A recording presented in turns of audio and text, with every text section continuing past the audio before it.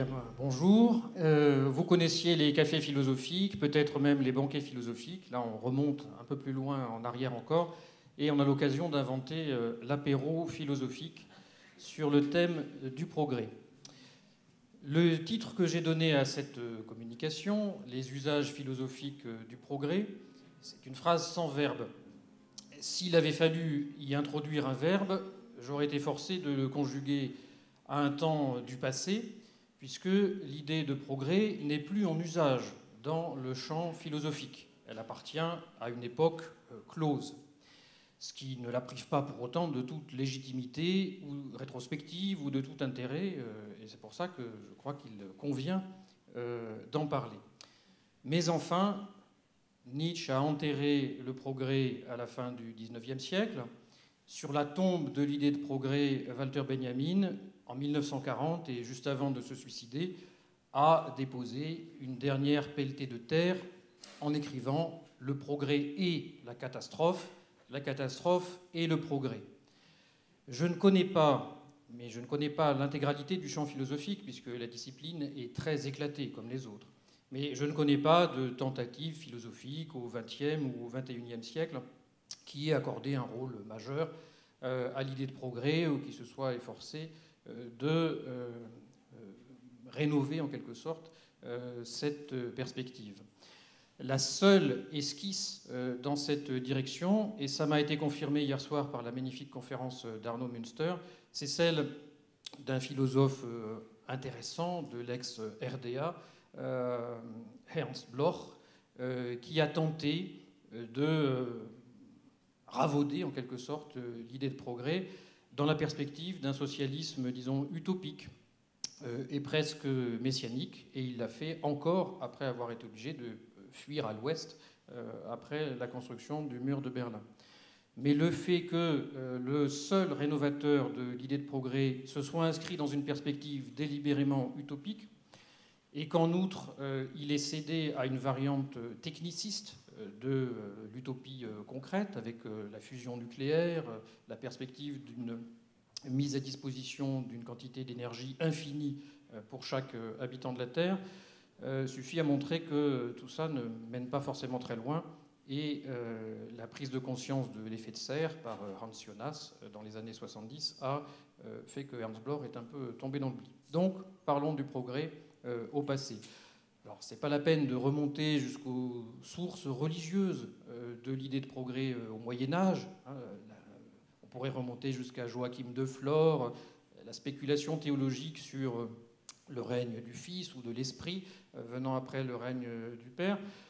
Voilà, disons que l'idée de progrès joue un rôle organisateur, architectonique, entre la découverte par Rousseau de la perfectibilité de l'espèce humaine, dans le discours sur l'origine et les fondements de l'inégalité parmi les hommes, même si Rousseau constate que cette perfectibilité, elle a plutôt fonctionné dans le mauvais sens, parce que dans la plupart des sociétés humaines, l'espèce a dégénéré davantage qu'elle ne s'est améliorée.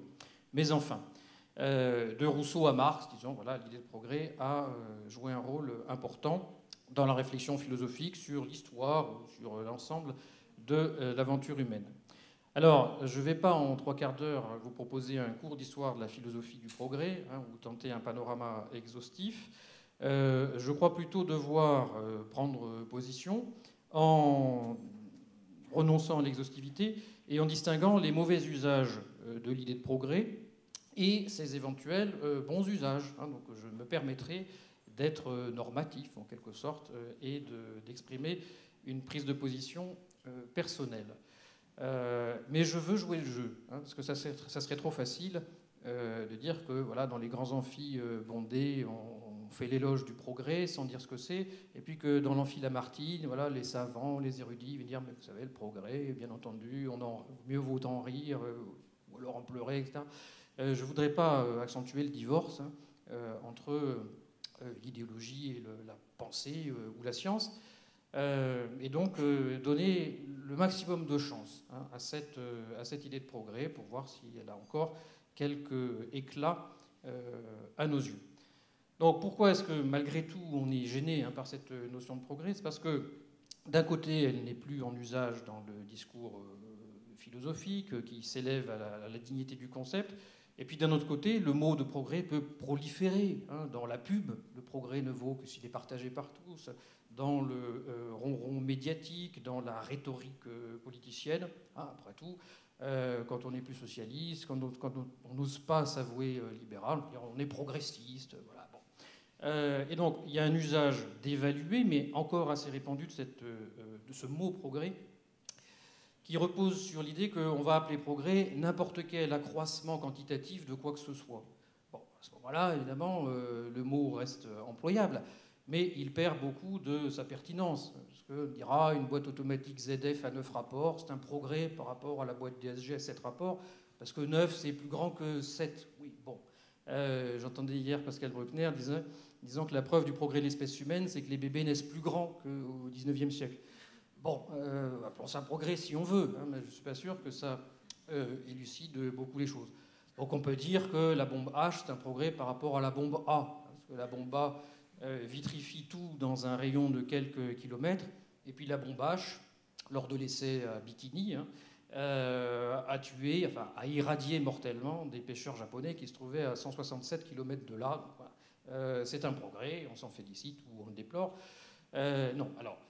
Pour garder un sens utile à la notion de progrès, mettons-nous d'accord d'emblée sur l'idée que pour qu'il y ait progrès, il faut qu'il y ait une amélioration. Il faut qu'il y ait un bénéfice qualitatif, et pas simplement un accroissement quantitatif. Le progrès, c'est le progrès vers le mieux. Bon. Et très souvent vers le mieux conçu en termes éthiques, c'est-à-dire soit plus de bonheur, ça c'est la visée éthique, soit plus de moralité, et ça c'est évidemment plutôt la visée morale. Donc par exemple l'augmentation du nombre de terriens, enfin d'humains habitant sur la Terre n'est pas en soi un progrès s'il s'avère qu'ils seraient de plus en plus malheureux et de plus en plus méchants ou victimes du mal. Bon. Le succès biologique de l'espèce n'est pas en soi la garantie d'un progrès de celle-ci. Ce qui complique un peu les choses, c'est que pour qu'on puisse parler de progrès, à mon sens, il faut aussi qu'il y ait de la continuité. Il ne suffit pas que les choses aillent mieux, mais il faut quand même garder en tête l'étymologie latine, le pas en avant, le progrès, la progression. Donc si d'aventure notre histoire procède par rupture brutale, par révolution totale, où on repart complètement à zéro, voilà. S'il y a trop de ruptures, trop d'écarts, trop d'hétérogénéité, ça rend difficile une élucidation d'un processus en termes de progrès, parce que progrès ne va pas sans progression, et progression sans un minimum de continuité, ce qui rend aussi l'usage de la notion, même pour les optimistes, un peu délicat. Est-ce qu'un révolutionnaire peut être vraiment progressiste ou s'afficher comme tel sans en rabattre sur sa volonté de rupture, sans avoir l'air trop complaisant finalement vis-à-vis de l'ordre établi. Ça ne va pas de soi. Alors, mon plan, je distinguerai les usages dogmatiques de l'idée de progrès, dont je vais dire à quel point ils sont nocifs, son usage critique, qui peut encore donner quelques éclaircissements sur l'histoire des derniers siècles peut-être, mais qui m'inspire néanmoins une certaine réprobation mesurée. Et puis j'essaierai de dénicher ce qu'il y a de fécond, d'utile, de réjouissant même dans les usages sceptiques de l'idée de progrès. Donc j'envisage la métaphysique selon ces trois orientations classiques, selon Kant, le dogmatisme, le criticisme et le scepticisme. Simplement, le vieux Kant fronçait le sourcil, je privilégierai le scepticisme par rapport au criticisme et bien sûr au dogmatisme. Alors, commençons par la dénonciation, qui restera, je l'espère, sobre, de ce qu'ont de pernicieux les usages dogmatiques de l'idée de progrès. On pourrait dénoncer, pour commencer, l'illusion scientiste, sans prendre ensuite au délire prophétique, et décortiquer, pour finir, le fantasme de la clôture. Alors, commençons par l'illusion scientiste. On croit parfois, mais c'est contestable, que l'histoire des sciences est un processus continu, graduel et cumulatif. Ce qui est peut-être faire l'économie de la prise en compte de ce qu'il y a comme rupture fondamentale dans les révolutions scientifiques. Mais enfin, depuis Bacon, au XVIIe siècle, en passant par Pascal, on se représente volontiers que sur le plan de l'acquisition des connaissances scientifiques, l'humanité peut être représentée comme un seul homme qui subsiste toujours et apprend continuellement. C'est ce que disait Pascal en des termes magnifiques dans la préface à un traité du vide qui n'est jamais paru.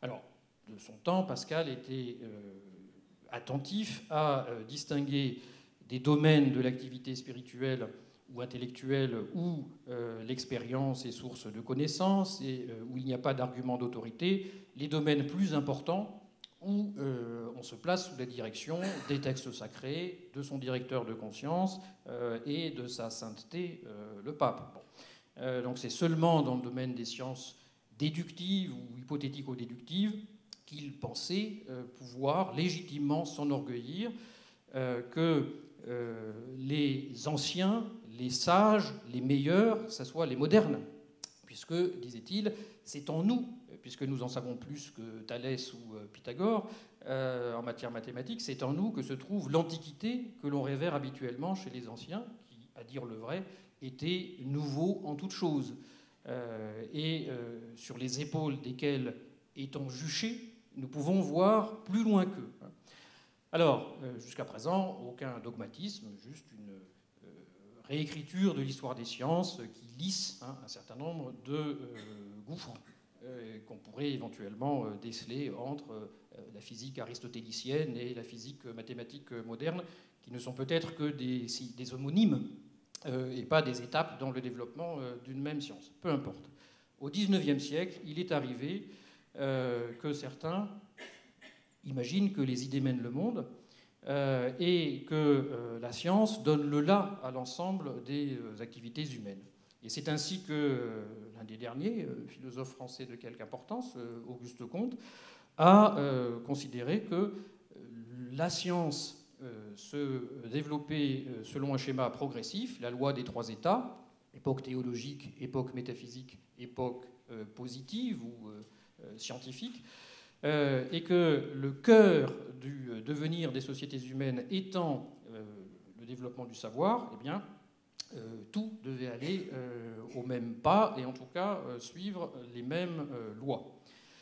Alors, je sais qu'on peut tenter de disculper Auguste Comte de cette illusion progressiste, continuiste, parce qu'il y a le moyen quand même de remarquer que chez lui, finalement, la ligne du progrès finit par s'incurver et que quelque chose comme une boucle advient si l'on s'avise que l'époque théologique commence par le fétichisme, c'est-à-dire, de façon tout à fait raisonnable, considérer que les causes des phénomènes naturels sont en eux-mêmes. Bon, les fétichistes ayant le tort d'attribuer une âme aux réalités matérielles et de prêter aux choses une volonté ou un esprit. À ce fétichisme initial, qui n'est pas méthodologiquement mal fondé, succède en réalité une deuxième époque qui est un détour théologique et métaphysique où on va chercher les causes, soit dans des dieux, soit dans de grandes abstractions, finalités, etc. Et on cherche des explications, on pose la question pourquoi, on fait des hypothèses, et c'est seulement à la fin de l'histoire qu'on en vient à la positivité, c'est-à-dire à nouveau considérer que c'est dans les phénomènes eux-mêmes et dans l'observation des régularités de leur cours que se trouve l'explication. Mais évidemment pas une explication psychologique, les choses n'ont pas d'âme, mais une explication mécanique.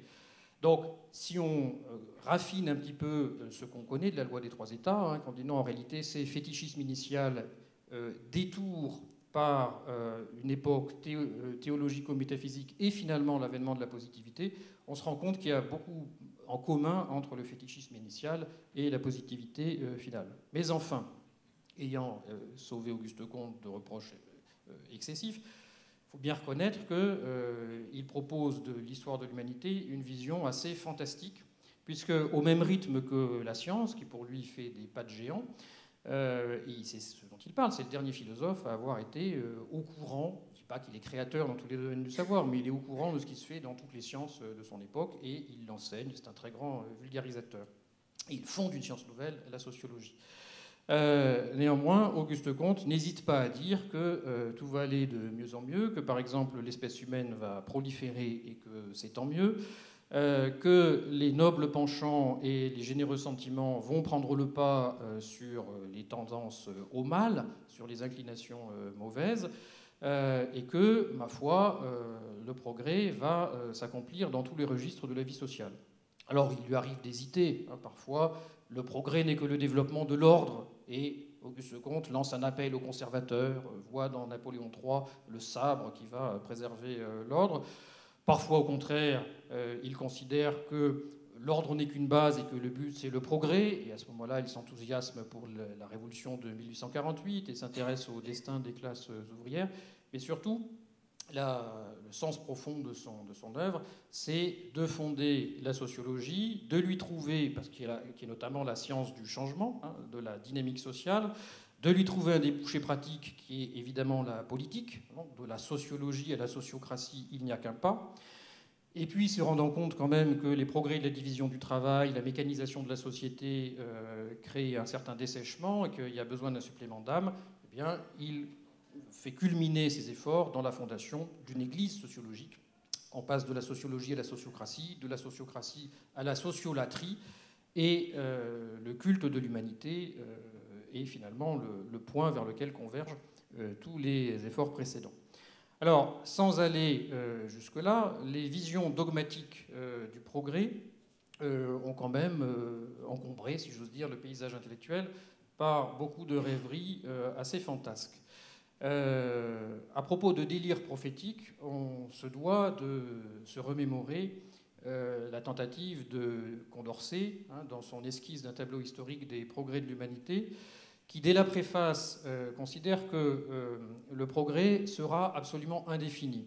Il parle même d'un progrès indéfini de la perfectibilité, hein, comme si cette faculté de se perfectionner, hein, qui est la perfectibilité, pouvait elle-même être perfectionnée, comme si on était engagé dans une espèce de progression géométrique et pas seulement arithmétique du progrès. Alors, y a-t-il des limites ? Dit Condorcet, les seules limites, c'est la durée de vie du globe où la nature nous a jetés. Sans imaginer une seule seconde que cette durée de vie du globe pourrait être ralentie, et diminuée du fait de l'impact des actions humaines. Bon, dit-il, ce sont les lois éternelles de la nature qui feront qu'un jour, ce globe deviendra inhabitable et que le progrès de l'humanité atteindra en quelque sorte un terme. Donc, dans cette perspective grandiose, hein, on peut envisager que l'avenir se présente sous des oripeaux flamboyants. Condorcet prophétisait la disparition graduelle de l'inégalité entre les nations, de l'inégalité au sein des nations, et finalement le perfectionnement physique et moral de l'espèce elle-même. Alors, disparition de l'inégalité entre les nations par le progrès des Lumières, évidemment, et dans le dernier chapitre de son tableau des progrès de l'espèce humaine, Condorcet affiche clairement l'alternative. La population européenne, dit-il, sera placée devant l'alternative de civiliser ou faire disparaître les nations sauvages. Les modalités de la disparition ne sont pas évoquées, mais évidemment, on ne peut plus lire ça aujourd'hui sans frémir. Et quand on voit qu'encore au XIXe siècle, un libéral comme Tocqueville, qui n'est pas un illuminé, pouvait prévoir rationnellement l'extermination des Indiens d'Amérique du Nord et la guerre civile en vue de l'abolition de l'esclavage des Noirs, en disant ça sera un mal affreux mais passager. La Providence les a placés là, disait-il, en attendant. C'est un peuple qu'il admire profondément, beaucoup plus que le peuple américain. Tocqueville n'est pas un grand amateur de parking, de pressing et tout ça. Les Indiens, c'est un peuple d'aristocrates qui détestent le travail, qui adorent la guerre, l'art, la religion. Ils sont en tout point admirables. Mais ils méprisent leurs conquérants et la dynamique de la civilisation ne peut que soit les convertir, les absorber, soit les broyer. Ils mourront tous jusqu'au dernier, disait Tocqueville. non pas parce que nous verserons leur sang cruellement, mais parce que, ayant le choix entre la disparition et le conformisme, ils préféreront se laisser mourir. Ils mourront tous jusqu'au dernier, non pas parce qu'ils nous haïssent, mais parce qu'ils auraient honte de nous ressembler. Bon. Un mal affreux mais passager, aujourd'hui on ne peut plus considérer que le processus historique justifie comme ça des sacrifices de dizaines de millions de pauvres gens, parce que la Providence l'a voulu et qu'elle sait ce qu'elle veut, même si nous ne savons pas vraiment, et que nous n'avons pas d'explication à proposer. Alors, chez Condorcet, on avait déjà cette idée. Civiliser ou faire disparaître, et bien entendu, il veut qu'on civilise. C'est-à-dire qu'au lieu d'être des conquérants barbares, on se comporte comme des partenaires. Alors, pour ce qui est de la réduction de l'inégalité au sein des nations policées, des nations européennes, ça passe évidemment par le système scolaire, la réduction des inégalités de lumière qui favorisera la résorption des inégalités sociales et des antagonismes de classe. Et pour ce qui est des progrès de l'espèce, eh bien, comme le fera Auguste Comte plus tard, Condorcet croyait naïvement que le développement des Lumières allait civiliser les mœurs, en quelque sorte. Alors, on peut imaginer quand même un schéma plausible, qui est que le progrès des sciences facilite la rationalisation politique, que le despotisme s'efface et qu'à l'abri des bonnes lois, de bonnes mœurs viennent à se développer, qu'ainsi nos penchants les plus asociaux soient domestiqués. Pour ce qui est de l'amélioration morale de l'espèce, il y a donc une perspective assez enthousiasmante. Et l'amélioration physique, là encore, c'est le progrès des Lumières, les progrès de la médecine. Alors Condorcet ne poussait pas le délire jusqu'au transhumanisme. Il n'imaginait pas que notre condition mortelle serait abolie, mais plus vraisemblablement que tout en restant soumis à la loi de la natalité et de la mortalité, nous arriverions à élargir indéfiniment l'écart, l'espace de temps entre la naissance et la mort. Donc c'est la vieille perspective cartésienne d'une médecine qui ne nous affranchit pas des limites de notre condition, mais qui repousse constamment les limites et qui apporte à chacun la perspective d'une vie indéfiniment prolongée, d'une vieillesse interminable. Bon. Il y a des gens que ça enthousiasme. Dernière variante de l'usage dogmatique de l'idée de progrès que je voudrais évoquer, c'est ce que j'ai appelé le fantasme de la clôture. On en vient facilement, quand on croit au progrès, à imaginer qu'on représente ce qu'il y a de mieux, puisqu'on est les derniers en date. Et donc, voilà, nous sommes les rois du monde, ou en tout cas le point d'aboutissement du devenir de l'humanité. Alors, c'est un peu ce qu'on peut reprocher à Hegel, qui, suivant une aspiration dogmatique de la raison, à connaître l'absolu et à connaître a priori le sens profond de l'histoire, Hegel propose de considérer que l'histoire, c'est l'acte par lequel l'esprit, l'absolu, le divin se façonne. Ce qu'il appelle l'esprit, c'est la conscience de soi, de la liberté. Donc il y aurait dans l'histoire toujours plus de liberté, avec un processus planétaire qui commence par un lever de soleil à l'est et se termine par un radieux coucher de soleil à l'ouest. Ainsi donc, dans le monde oriental, un seul est libre, le pharaon égyptien, le grand satrape perse, l'empereur de Chine, et vous conviendrez qu'un seul libre qui, lorsqu'il est un bon monarque, traite ses sujets innombrables comme des enfants, ou lorsqu'il est un cruel tyran, les traite comme des esclaves, c'est pas encore tout à fait satisfaisant, même si ça génère une architecture prestigieuse. Dans le monde grec, un progrès substantiel est accompli parce que quelques-uns sont libres. Et puis leur liberté ne s'épuise pas dans la vaine domination d'inférieurs. Leur liberté s'exprime par l'exercice des droits civiques. Donc c'est la plus belle époque du monde peut-être, la belle individualité éthique. C'est le patriotisme et la piété des citoyens de la Grèce antique. Néanmoins, ils ne peuvent profiter de la liberté politique que parce que leurs esclaves travaillent à leur place. Là encore, quelques-uns sont libres. Le monde romain ne repose pas sur d'autres fondements. Bon, à ceci près qu'il pousse un peu plus loin l'explicitation du contenu de la liberté, mais ça s'épuise en formalisme juridique et en bureaucratie tatillonne au temps de l'Empire. Il n'y a pas de quoi pavoiser. Enfin, à l'expiration du monde romain, ou plutôt au commencement du monde germanique, arrive le Christ qui proclame que tous les hommes sont libres, en général, et comme tels. Dans la vision hegelienne de l'histoire, il y a un petit peuple qui est broyé entre la fin du monde romain et l'avènement du christianisme, et pour lequel on ne peut avoir qu'une certaine commisération. Le peuple juif, c'est l'incarnation de la douleur infinie, de la séparation par rapport à la nature, à l'État, au sens, etc. Il fait partie des éternels sacrifiés.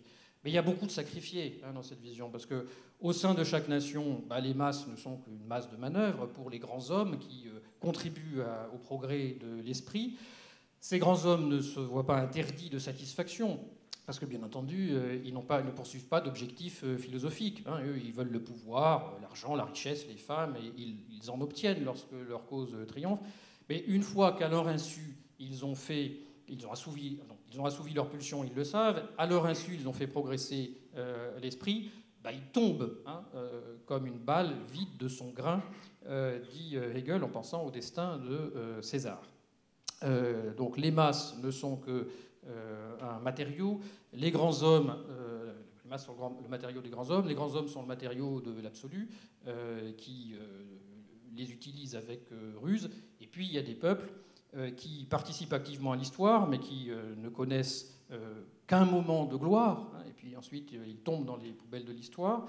Ils retombent, disons, dans la vie organique. Et il y a un peuple qui n'aura été sur Terre que pour incarner la douleur infinie. Alors, pourquoi parler d'illusion ou de fantasme de la clôture ? C'est parce que la Révolution française a eu lieu. Et donc, cette liberté de l'individu humain qui a été proclamée abstraitement par Jésus est désormais la base de la réalité sociale et politique. La Déclaration des droits de l'homme, la Constitution républicaine, l'état de droit démocratique ou monarchique, mais sous la forme parlementaire de la monarchie, ça achève le processus. Rien d'absolument nouveau ne peut désormais advenir, si ce n'est qu'il faudra du temps et un peu de sang peut-être pour civiliser les provinces périphériques retardataires. Mais enfin, l'esprit du monde est passé sous les fenêtres de Hegel en 1807, Napoléon envahissant Iéna à la tête de ses troupes, le Code civil dans une main, la Déclaration des droits de l'homme dans l'autre, comme chacun sait, et l'histoire, pour l'essentiel, est achevée. Donc cette vision d'une fin de l'histoire, même si l'expression fin de l'histoire ne se retrouve pas chez Hegel, est tout à fait cohérente.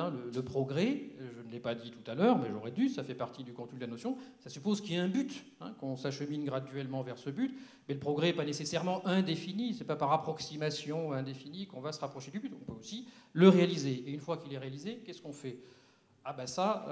C'est un hegelien du XXe siècle, une sorte de stalinien de droite, d'origine russe, Alexandre Kojève, né Kojèvnikov, qui l'a dit dans ses cours très fameux sur la phénoménologie de l'esprit de Hegel dans les années 30 et 40. C'est la fin de l'homme. La fin de l'histoire, c'est aussi la disparition de l'homme. Ça n'est pas, disait-il, une catastrophe cosmique.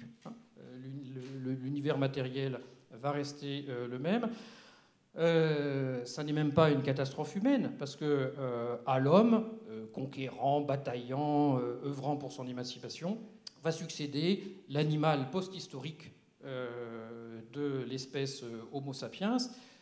Alors il ne sera pas heureux, mais il sera content, puisque, disait Kojève à ses étudiants à la fin des années 40, je reviens des États-Unis, l'American Way of Life, c'est ce qui nous attend, ils sont contents. Voilà. Leurs jeux sont grossiers, mais ça leur fait du plaisir. L'art, il n'y en a pas, mais il y a l'entertainment. Ils ont un haut niveau de vie. Ils consomment frénétiquement.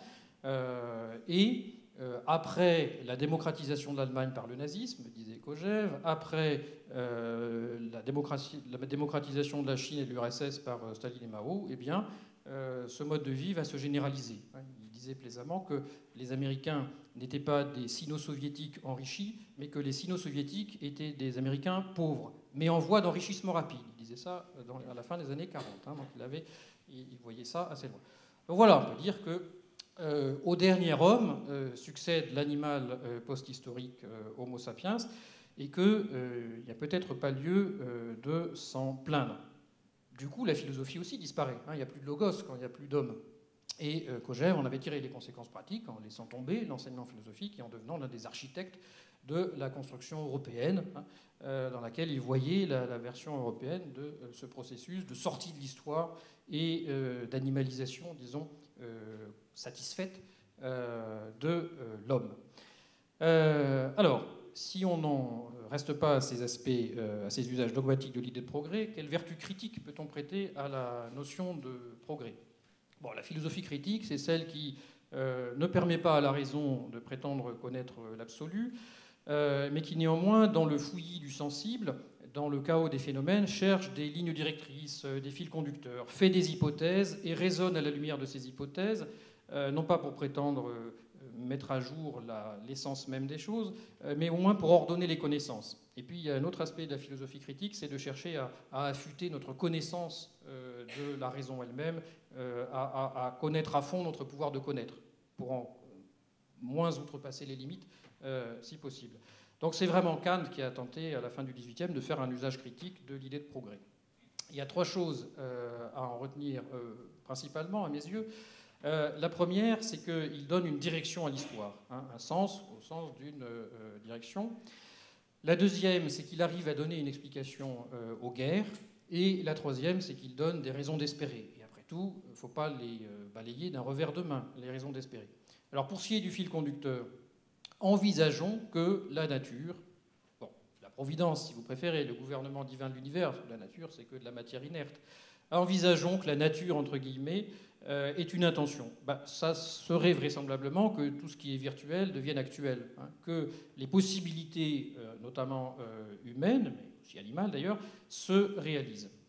Moyennant quoi, parmi nos facultés, il y en a une qui est à prendre en considération plus que d'autres, surtout si on réfléchit en termes de finalité, d'orientation, de sens, c'est précisément notre capacité à nous proposer des fins et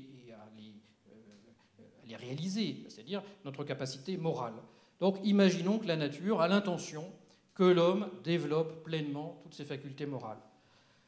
Ça expliquerait que nous soyons si mal lotis, parce que notre mérite serait à ce moment-là d'autant plus grand que la nature nous a dotés d'une solide aversion pour nos semblables, et puis nous a privés de griffes, de cornes, d'écailles, etc. Autrement dit, si jamais on y arrive à devenir moraux, on le sera d'autant plus qu'on l'aura dû à nos seuls mérites. Donc, dans cette perspective, quelle serait finalement l'étape essentielle à franchir pour que la moralité puisse se développer pleinement ? Bon, tout en sachant qu'on est là dans la perspective d'un progrès indéfini, parce que nous ne deviendrons pas une espèce de saint. Donc, on peut envisager que, étape après étape, l'homme, déjà très civilisé, sans doute trop, déjà très cultivé, souvent trop, finissent par se moraliser. Et là, c'est là qu'évidemment, il a encore beaucoup de progrès à faire. Alors, pour Kant, la condition empirique de cette moralisation de l'homme, c'est la constitution civile parfaite. C'est que les nations se gouvernent d'après une constitution républicaine, parce que c'est à l'abri des bonnes lois, et quand on est protégé de l'arbitraire, on peut se moraliser. Et surtout, il faudrait que, entre les nations elles-mêmes, règnent des rapports juridiques, qu'il y ait un ordre juridique mondial administrant les rapports entre les nations en faisant l'économie de la guerre. Donc ça, c'est la perspective. Pourquoi, dans cette perspective, on peut donner un sens à la guerre ? Eh bien, dit Kant, les guerres, et en particulier les guerres modernes, qui sont toujours plus coûteuses, qui sont toujours plus sanglantes, à tel point que même les dépenses militaires requises pour impressionner suffisamment ses ennemis et éviter la guerre, c'est épuisant pour les États, ils en crèvent. Donc il y a des réflexions profondes sur la dette publique, par exemple, et l'industrie d'armement. Donc la guerre devient tellement effroyable et tellement coûteuse que, précisément, c'est le moyen qu'a trouvé la nature pour forcer des princes qui ne sont pas vertueux à renoncer progressivement à la guerre et à préférer l'arbitrage au règlement des conflits sur le champ de bataille. Donc voilà comment, sans avoir à présupposer que nos maîtres sont déjà moralisés, on peut envisager, en contemplant le spectacle effroyable des destructions contemporaines, que d'autant plus, elles ouvrent d'autant plus la perspective d'une raréfaction à venir de la guerre qu'elles sont précisément effroyables. Ça, c'est un renversement génial de la part de Kant. Il me souvient que lors de la première guerre du Golfe, À l'époque, j'étais un auditeur assidu du séminaire de Jacques Derrida. Le maître nous avait demandé que penserait Kant de la guerre du Golfe. Il faisait son séminaire à l'époque sur Kant, le juif, l'allemand, le cosmopolitisme, etc. Et alors je m'étais permis de prendre la parole pour lui dire qu'à mon avis, Kant considérait que la première guerre du Golfe, c'était un témoignage de la réalisation du projet de la nature, puisque pour la première fois depuis qu'il existe une organisation des Nations Unies, dont les statuts disent, si jamais un membre de l'organisation en annexe un autre, il se heurtera à la force coalisée de tous les autres. Bon, c'est la première fois qu'un État membre en annexe un autre. Il y a eu bien des atrocités avant, notamment de la part de l'URSS, mais passons. Mais personne n'était allé aussi loin que Saddam Hussein à annexer un voisin, l'envahir et l'annexer.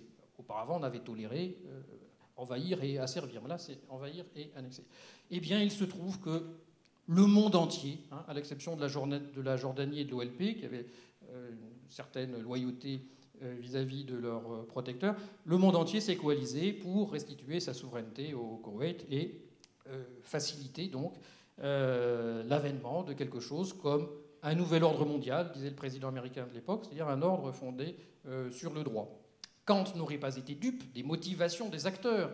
Quand le général Schwarzkopf disait à ses soldats, à ses 500 000 soldats, dont 11 000 Français, le pétrole du Koweït est plus sacré que le sang qui coule dans nos veines, ce n'était pas le discours des principes universalistes de l'état de droit démocratique.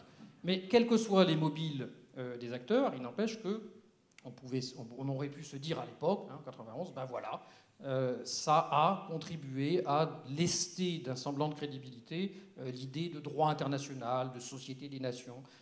On est encore loin d'une république mondiale, mais quand même, ça n'est pas si saut que ça. Alors Kant cherchait à son époque déjà des raisons d'espérer qu'il avait raison. Il scrutait les signes. Il n'était pas dogmatique, donc il n'allait pas dire la Révolution française, c'est le merveilleux lever de soleil, comme le dira Hegel plus tard. Depuis lors, l'humanité marche sur la tête, puisqu'on a mis les principes à la base de la réalité. Bon. Non, disait Kant. Mais il y a des signes de la possibilité d'un progrès moral. Et où sont ces signes ? C'est l'enthousiasme avec lequel des étrangers, en particulier des Prussiens comme lui, ont accueilli la Révolution française. Enthousiasme parfaitement désintéressé. À la limite, les Prussiens avaient plutôt à craindre les conséquences d'un renforcement, d'une libération et d'un rayonnement de la France.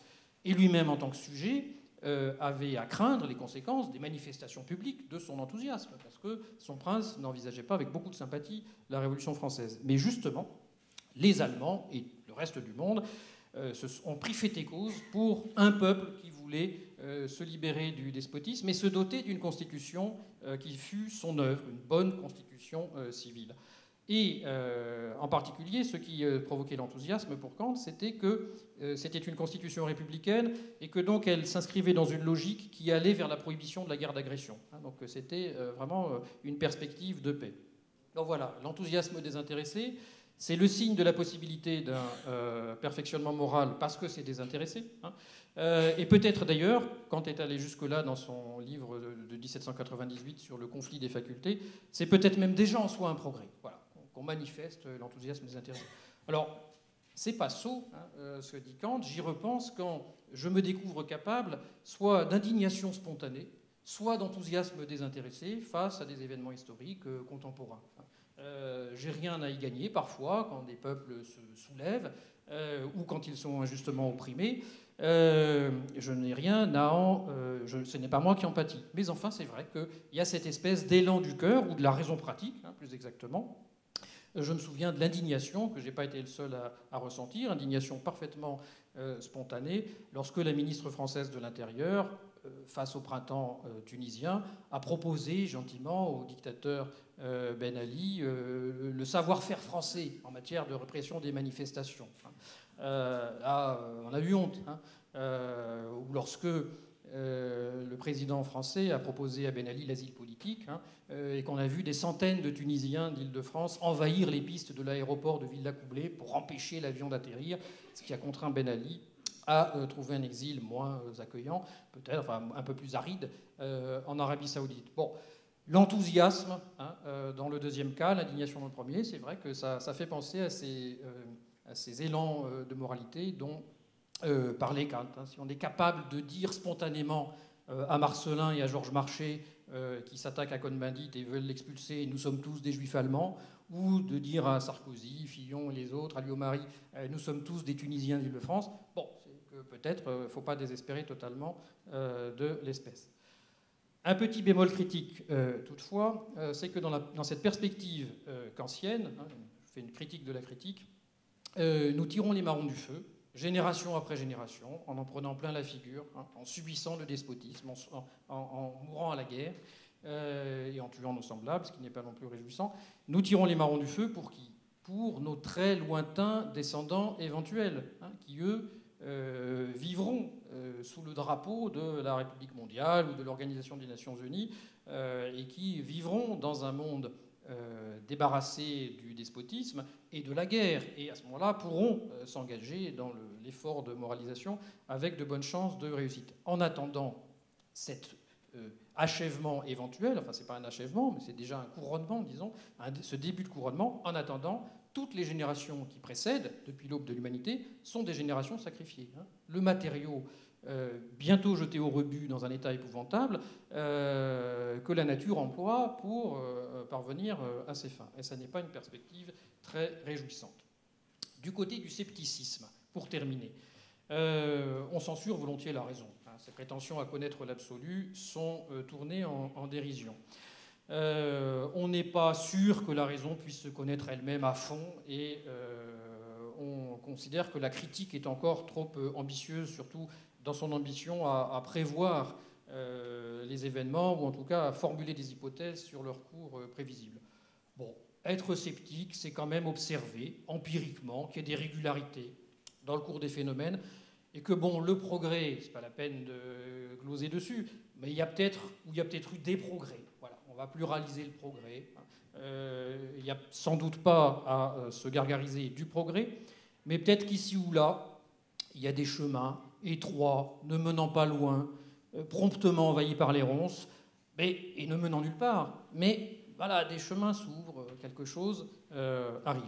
Alors, cette posture sceptique, donc, n'est guère ambitieuse, mais elle a la vertu d'aiguiser notre sens de l'observation et peut-être de conforter plus que l'espoir, de nous donner une satisfaction. Alors, je commencerai par évoquer les sciences humaines.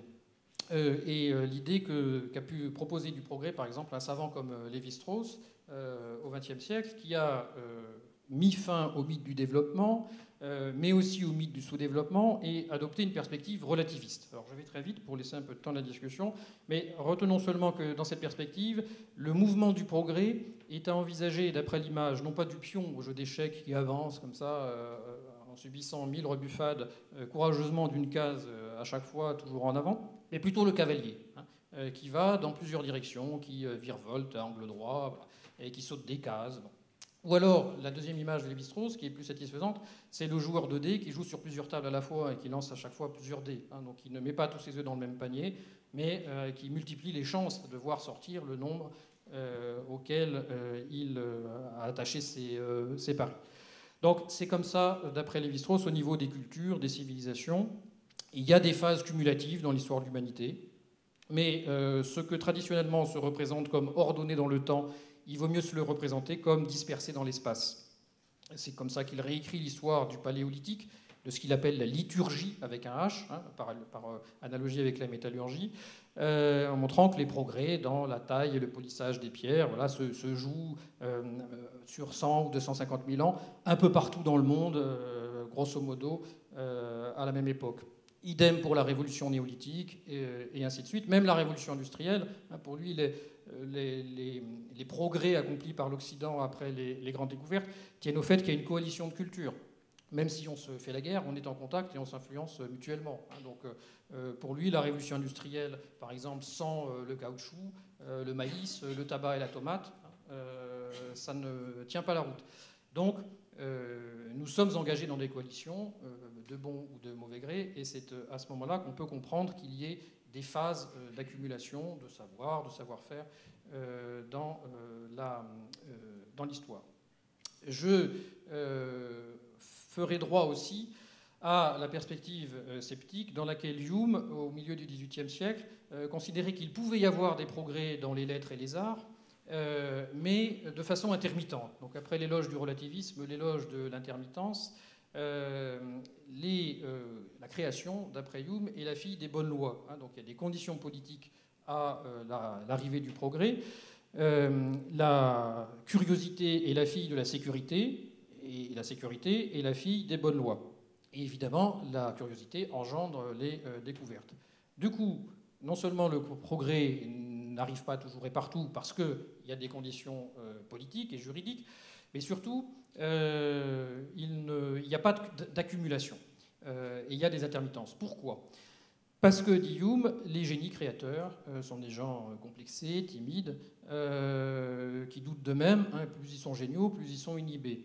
Ils ont besoin d'émulation et d'approbation. D'émulation avec des modèles. Mais si les modèles sont trop écrasants, ils n'oseront pas s'y confronter. Ils étoufferont leur propre créativité. Ils auront honte de se lancer.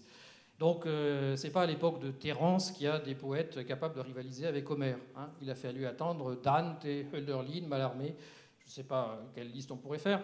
Mais tant qu'on est à l'ombre d'Homère, on n'ose plus versifier pendant longtemps. Et du coup, il faut qu'il y ait de l'apogée et de la décadence pour qu'ensuite il puisse y avoir à nouveau une dynamique créatrice.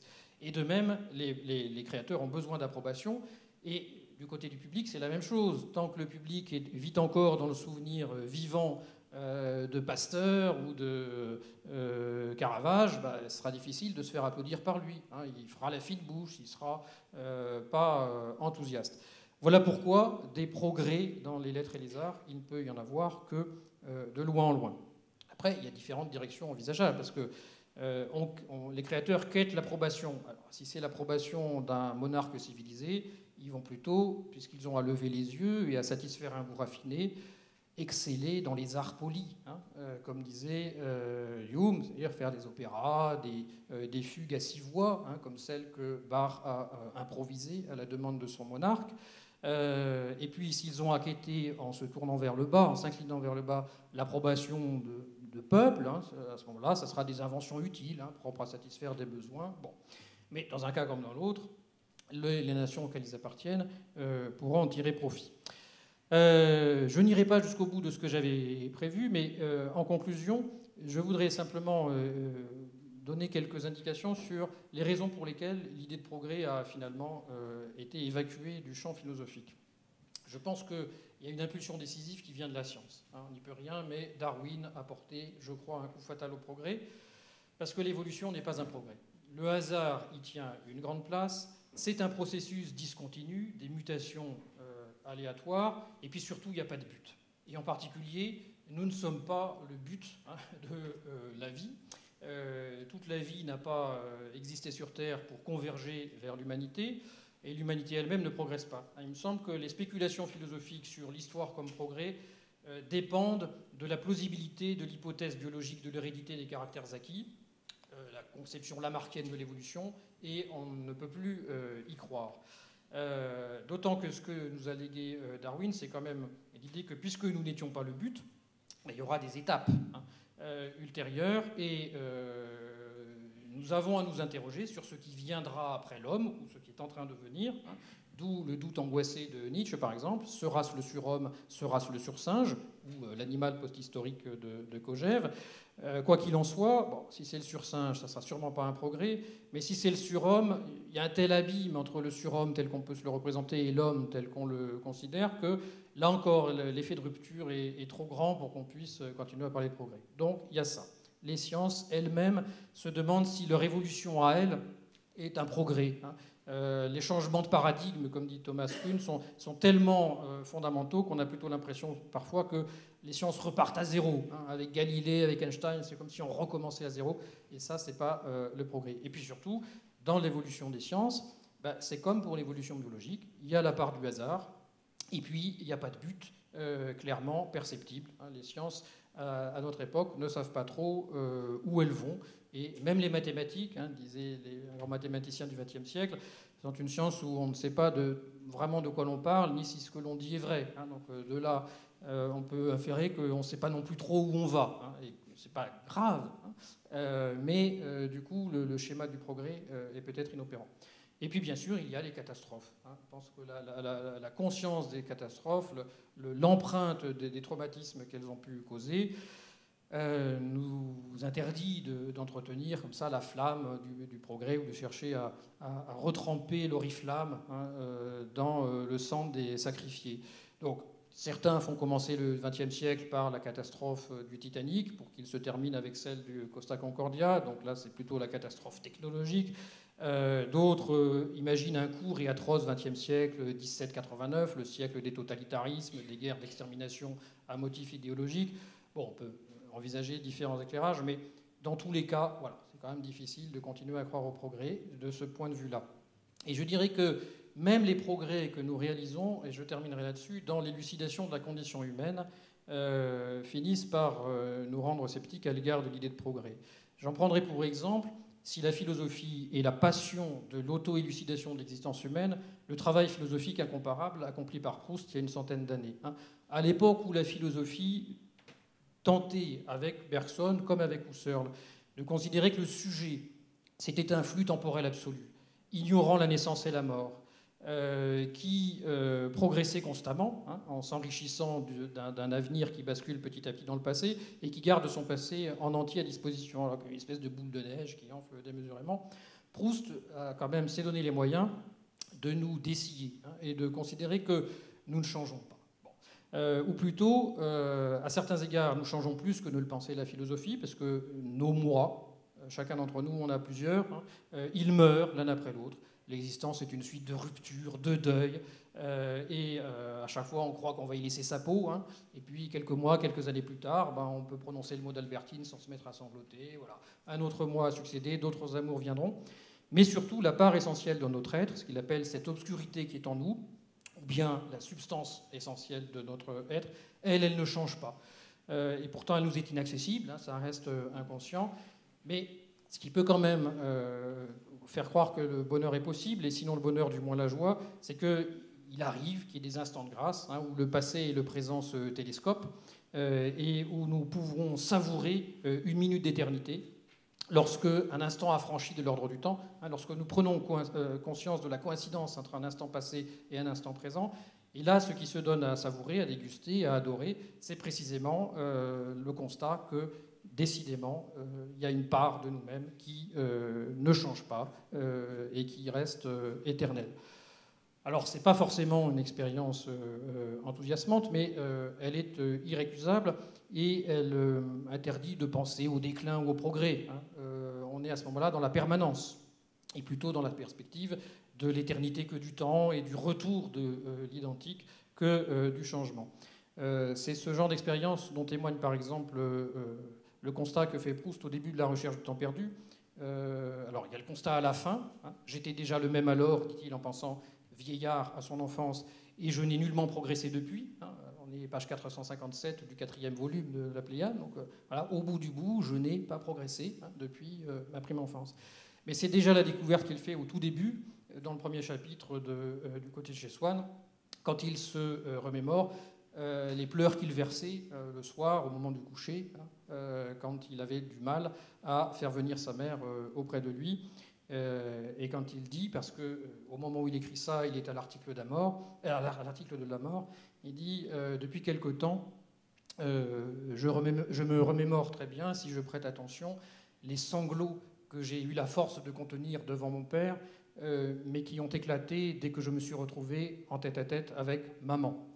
Et ces sanglots, dit-il, en réalité, ils n'ont jamais cessé. Merci.